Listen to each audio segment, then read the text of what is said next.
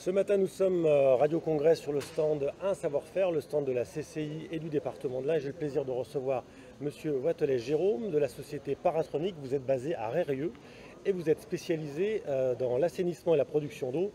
Et aujourd'hui, plus précisément, nous allons parler de la gestion des risques naturels qui, dans votre entreprise, se décline sous deux départements, deux différents. domaines d'activité. Oui, bonjour. Un des deux domaines est plus spécialisé dans la partie surveillance des cours d'eau, annonce de crues avec du matériel pour mesurer les niveaux de rivière, faire l'acquisition de données, la transmission des alarmes et donc au final les cartes de vigilance Météo France qu'on voit classiquement.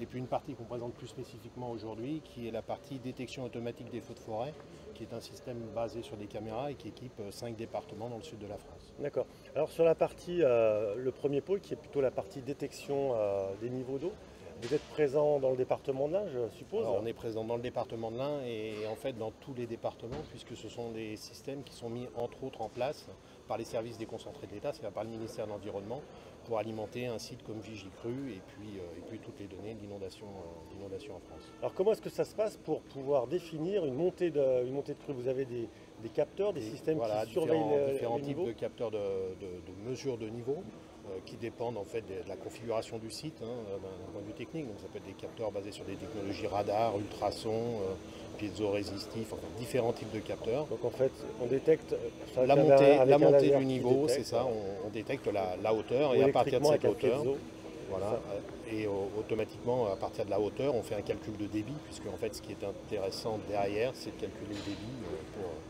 pour pouvoir qualifier les crues.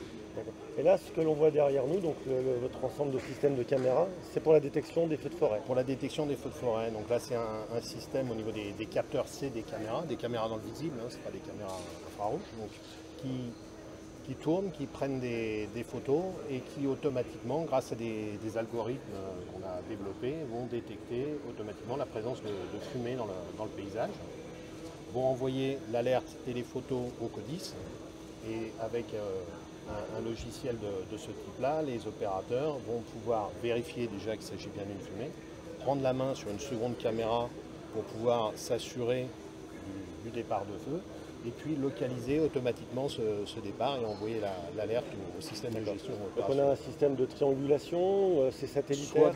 Soit de triangulation à partir de différents points hauts, par l'azimut, la direction dans laquelle regarde la caméra, soit avec un système d'azimut et de distance qui est calculé sur la base d'un modèle numérique de terrain.